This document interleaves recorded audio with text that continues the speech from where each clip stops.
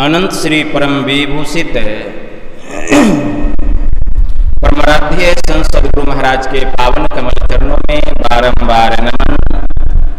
आदरणीय सत्संग प्रेमी गुरुजनों, भक्तिमती माताओं एवं धर्मशीला बहनों, आप लोगों को सर्वविदित हो चुका है कि आज का जो दिन है बड़ा ही पावन और पवित्र दिन है, क्योंकि आज के ही दिन इस वसुंधरा पर, इस भूतल पर, इस भारत भूमि पर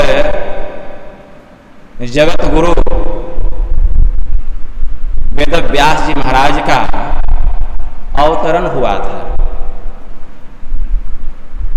आज उन्हीं की जयंती मनाने के लिए हम लोग यत्र तत्र से इस स्थान पर एकत्र हुए हैं, क्योंकि इस दिन प्रत्येक स्थान पर लोग इनकी याद में अपने अपने गुरु की पूजा करते हैं और गुरु पूर्णिमा जैसा महापर्व मनाते हैं। हमारे मन में जिज्ञासा होगी कि गुरु पूर्णिमा के दिन हम लोग वेद व्यास जी महाराज का जन्म दिवस क्यों मनाते हैं, गुरु पूर्णिमा क्यों मनाते हैं, इसके पीछे कारण क्या है? तो ध्यान देकर सुन लीजिए। प्रभु श्री राम के गुरु हुए महर्षि वशिष्ठ मुनि। महर्षि वशिष्ठ मुनि के पुत्र हुए शक्ति मुनि, और शक्ति मुनि के पुत्र हुए महर्षि पराशर ऋषि, और महर्षि पराशर ऋषि के पुत्र हुए जगत गुरु वेद व्यास जी महाराज। दुनिया का सबसे जो प्राचीन सदग्रंथ है, जिसको विष्णु पुराण कहा गया, उस पुराण की रचना करने वाले महर्षि पराशर ऋषि, दुनिया का सबसे प्रथम सदग्रंथ विष्णु पुराण, उसकी रचना करने वाले महर्षि पराशर ऋषि एक बार भ्रमण करते हुए जमुना नदी के किनारे चले आए। वहां एक मछुआरे की लड़की, एक मछुआरे की कन्या नाव पर बैठी हुई थी, लेकिन वह देखने में बड़ी ही सुंदर थी, बहुत खूबसूरत थी। उसकी खूबसूरती को देखकर, उसके रूप और रंग को देखकर महर्षि पराशर ऋषि आकर्षित हो गए, लेकिन उसके शरीर से मछली की सुगंध निकलती थी, इसलिए उसका नाम मत्स्यगंधा भी था और सत्यवती के नाम से भी वह जानी जाती थी। तो जब महर्षि पराशर ऋषि उसके समीप गए तो वह उस पार नाव से जाने के लिए इशारा किया, हमको उस पार छोड़ दो। सत्यवती जो थी महर्षि पराशर ऋषि को अपने नाव पर बिठा लेती और नाव डूबने लग जाती है। जब नाव बीच नदी में जाती है तो महर्षि पराशर ऋषि अपने मन का भाव सत्यवती के सामने रखते हैं। यह सुनकर सत्यवती कहती है, आप बड़े उच्च कोटि के महापुरुष हैं, महात्मा हैं, और आपके मन में हमारे प्रति अगर आकर्षण है, हमारे प्रति प्रेम है, तो मैं आपकी बात मानने के लिए तैयार हूं, लेकिन मेरी 3 शर्त है। पहली शर्त यह है कि जब आप मेरे साथ सहवास करें तो हम दोनों को कोई देख नहीं सके। तो महर्षि पराशर ऋषि ने अपने योग बल से एक टापू का निर्माण किया, एक द्वीप का निर्माण कर दिया और चारों तरफ घना कोहरा छा गया। उन दोनों के अलावा तीसरा कोई, चाहे पशु हो, पक्षी हो, मनुष्य की बात तो बहुत दूर है, कोई भी देखने वाला नहीं था। अब महर्षि पराशर कहते तुम अपनी दूसरी शर्त बतलाओ। तो वह कहती मेरी दूसरी शर्त यह है कि मेरे शरीर से मछली की सुगंध निकलती है, जिस कारण से लोग मुझे मत्स्यगंधा भी कहते हैं। इसीलिए मेरे शरीर से जो मछली की सुगंध निकलती है, इसके जगह फूलों की सुगंध निकले, यह मेरी दूसरी शर्त है। तो महर्षि पराशर ऋषि ने अपने योग बल से उसके शरीर से जो मछली की सुगंध निकल रही थी, अब फूलों की जैसी सुगंध निकलने लगी। महर्षि पराशर ऋषि कहते हैं अब तुम अपना तीसरा शर्त बतलाओ। तीसरा शर्त क्या है? तो सत्यवती कहती है कि मेरी तीसरी शर्त यह है कि हम दोनों के मिलन से जिस पुत्र का जन्म होगा वह महाज्ञानी होगा, और जब मैं गर्भवती होंगी तो मेरे गर्भ का पता किसी को नहीं चलेगा, और जो पुत्र का जन्म होगा वह महाज्ञानी होगा, जिसके कारण से पूरी दुनिया का नाम रोशन होगा। तो पराशर ऋषि कहते हैं ठीक है, ऐसा ही होगा। अब उसके साथ वहीं पर अपने योग बल से जो कोहरा उत्पन्न कर दिए, एक दीप का निर्माण किए, उसके साथ सहवास हुआ सत्यवती के साथ, और समय आने पर एक पुत्र का जन्म हुआ जिसका नाम पड़ा वेदव्यास। लेकिन पहले तो उसका नाम कृष्ण पड़ा, क्योंकि जब उस बालक का जन्म हुआ तो देखने में वह बालक बड़ा ही काला था, इसलिए उसका नाम कृष्ण रखा गया। वह जो कृष्ण था वहीं पर माता पिता से आज्ञा लेकर सीधा चले गए द्वीपयायन द्वीप के तरफ ध्यान करने के लिए, और द्वीपयायन द्वीप के पास जाकर के बहुत वर्षों तक साधना की, जिस कारण से उनका नाम कृष्ण द्वीपयायन भी पड़ गया। उसके बाद उन्होंने अपनी माता से कहा था कि मां, जब भी तुमको मेरा जरूरत आन पड़े तुम हमको याद कर लेना। ठीक है। और इधर वेदव्यास जी महाराज जो कि कृष्ण द्वीपयायन थे, चले गए ईरान। बहुत दुनिया के बहुत लोग विद्वान पंडित वहां पधारे हुए थे, सबके साथ उनका शास्त्रार्थ हुआ, सब उन्होंने पराजित कर दिया, और वहीं पर उन्होंने जगत गुरु की संज्ञा प्राप्त की।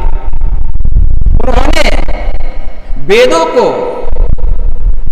सदग्रंथ का रूप दिया, 4 भागों में बांटा। वेद जो बिखरा हुआ था उसको 4 भागों में बांटा और सदग्रंथ का रूप दिया, जिस कारण से ये वेद व्यास कहलाए। इन्होंने बहुत सारे पुराणों की रचना की, 18 पुराण की रचना की। इन्होंने ब्रह्मसूत्र की रचना की, अन्य सदग्रंथों की रचना की, महाभारत जैसे सदग्रंथ की रचना की। इन सब की रचना करने वाले कौन है? वेदव्यास जी महाराज। अगर ये नहीं होते तो आज दुनिया से वैदिक धर्म का नामो निशान समाप्त हो जाता। वेद को 4 भागों में बांटने वाले वेदव्यास जी महाराज, 18 पुराण की रचना करने वाले वेदव्यास जी महाराज, इसके बाद महाभारत की रचना करने वाले वेदव्यास जी महाराज, अन्य सदग्रंथों की रचना करने वाले वेदव्यास जी महाराज। अगर आज ये नहीं होते तो इन सब सदग्रंथों की रचना कहां से होती? लोग कैसे जानते वैदिक धर्म क्या है? लुप्त हो जाता। इसके बाद वेदव्यास जी महाराज द्वीपयायन द्वीप के पास जाकर के बहुत वर्षों तक ध्यान किए। ये बद्रीनाथ भी गए, जिसके कारण इनका नाम बद्रायन ऋषि भी पड़ा। वहां भी बहुत वर्षों तक साधना किए। इनकी जो माता थी सत्यवती, आगे चलकर राजा शांतनु से उसका विवाह हुआ। राजा शांतनु से विवाह। राजा शांतनु से विवाह होने के बाद इसको 2 पुत्र हुआ सत्यवती को। एक का नाम पड़ा विचित्रवीर्य और दूसरे का नाम पड़ा चित्रांगद। विचित्रवीर्य और चित्रांगद 2 पुत्र हुए, और दोनों पुत्र का विवाह भी हुआ अंबिका और अंबालिका, अत्यंत सुंदरी कन्या से।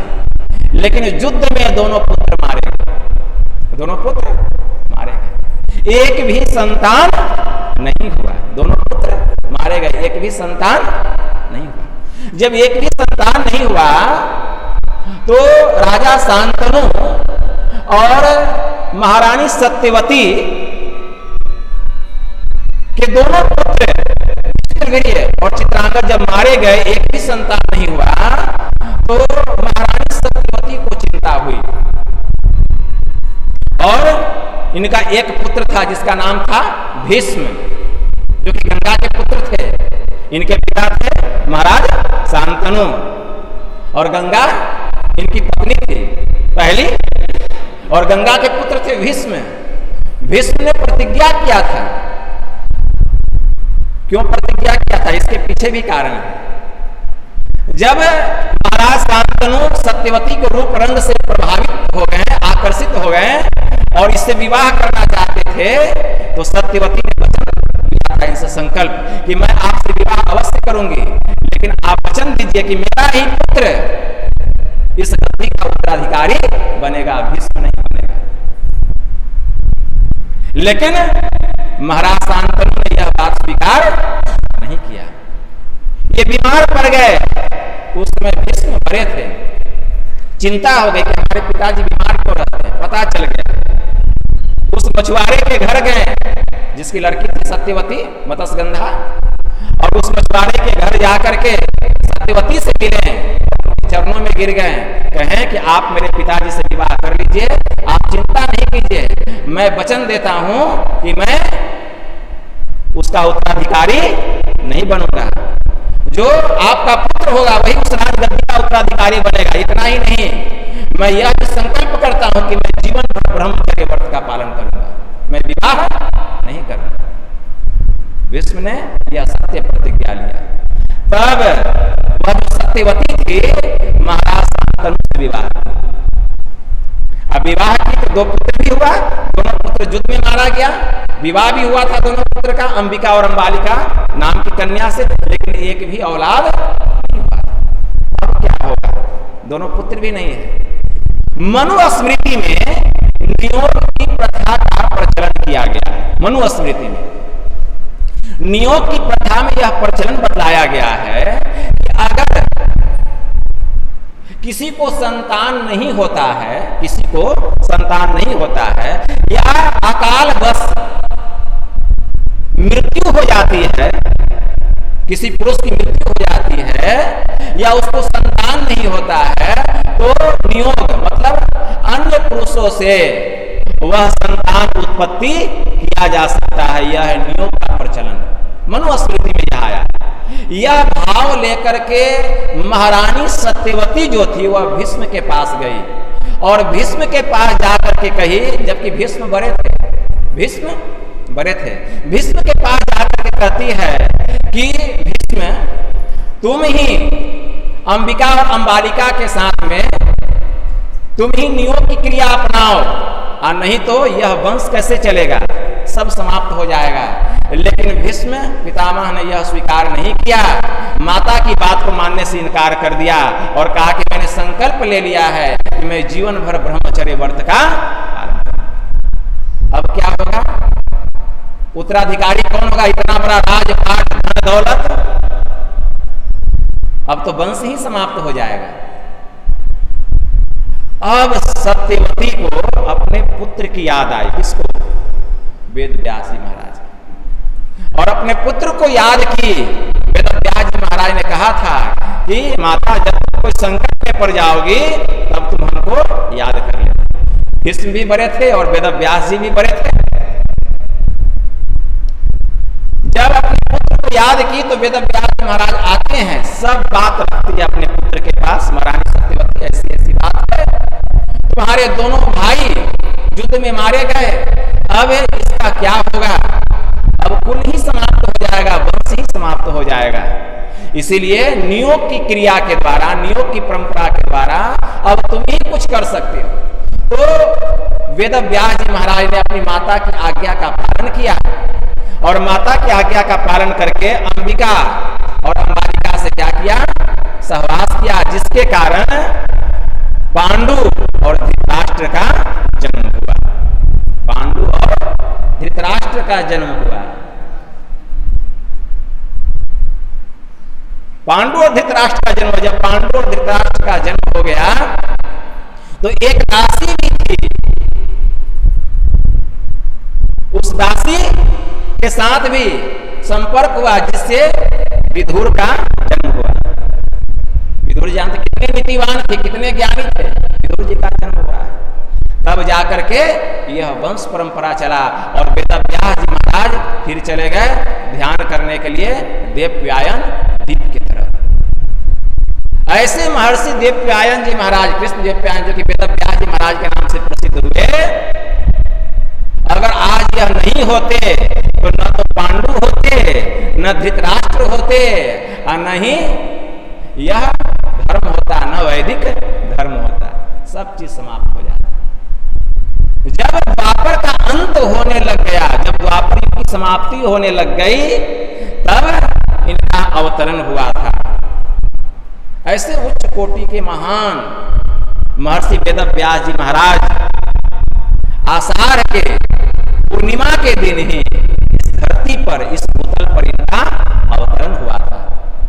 इसलिए आज के दिन हम लोग गुरु जयंती के रूप में, गुरु पूर्णिमा के रूप में मनाते हैं और अपने अपने गुरु के आदेश और उपदेश का पालन करते हैं। और हम लोग जहां हैं वहां रह करके उनकी पूजा करते हैं, अपने अपने गुरु की पूजा करते हैं। गुरु जो शब्द है यह दो अक्षरों के मेल से बना। सबसे पहला है गु और दूसरा है रू। गु का अर्थ होता है गुप्त और रू का अर्थ होता है प्रकट। अनेक अर्थों में दूसरा अर्थ भी है। गु का अर्थ होता है अंधकार और रू का अर्थ होता है प्रकाश। जो हमें अंधकार से प्रकाश मंडल में लेकर के जाते हैं उनको हम गुरु कहते हैं। अंधकार से प्रकाश मंडल में जो लेकर के जाते हैं। पद्म पुराण में आया है कि सभी तीर्थों में गुरु तीर्थ सबसे उत्तम तीर्थ है, क्योंकि गुरु के अनुग्रह से ही शिष्य को लौकिक आचार व्यवहार का ज्ञान प्राप्त होता है। अंत में मोक्ष होता है, विज्ञान की प्राप्ति होती है। जैसे सूर्य दिन को प्रकाशित करता है, चंद्रमा रात्रि को प्रकाशित करती है, और एक छोटा सा दीपक घर के भीतर में प्रकाश करता है। लेकिन जो संत सद्गुरु होते हैं वे हमारे हृदय के अंधकार का तम का हरण करके हमारे हृदय को दिन और रात प्रकाशित करते हैं। ऐसे होते हैं संत सद्गुरु। वे क्या नहीं कर सकते हैं, सब कुछ कर सकते हैं। राजस्थान में एक सेठ जी थे। सेठ जी का जब शरीर छूटने लग गया तो उन्होंने एक वसीयत बनवाई। उस वसीयत में उन्होंने लिखा कि हमारी जितनी संपत्ति है उसका आधा भाग धर्म खाते में दान कर दिया जाए, और जो आधा बच जाए उसका आधा हमारे पुत्र को दे दिया जाए, और उसका चौथा भाग हमारे नौकर को दे दिया जाए,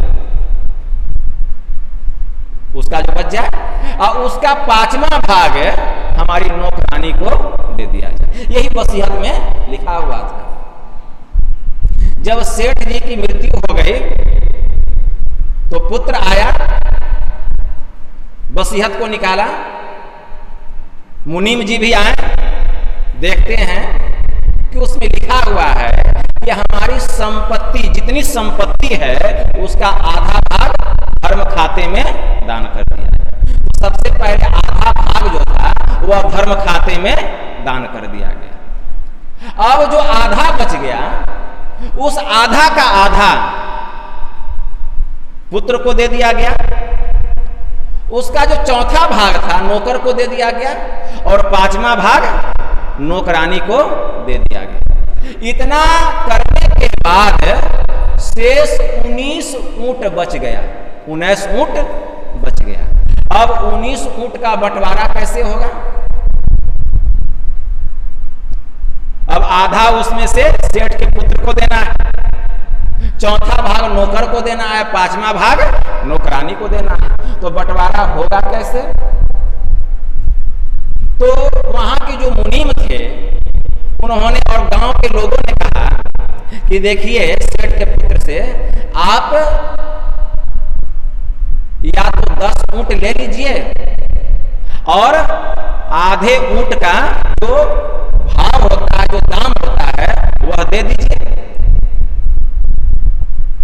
या तो हम दे देंगे, आप 10 ऊंट ले लीजिए और आधे ऊंट का दाम दे दीजिए, या तो आप 9 ऊंट ले लीजिए और 1 ऊंट का जो कीमत होता है 9 ऊंट ले लीजिए, 9 दूना 18, और 1 ऊंट जो शेष बच गया उसका जो कीमत होता है उसका आधा पैसा हम लोग आपको दे देते हैं, क्योंकि 19 ऊंट का तो बंटवारा होगा नहीं बराबर। इसलिए या तो आप 9 ऊंट लीजिए और 1 ऊंट का जो कीमत होता है उसका आधा पैसा हम लोग आपको दे देते हैं, या तो आप 10 ऊंट रख लीजिए और 1 ऊंट का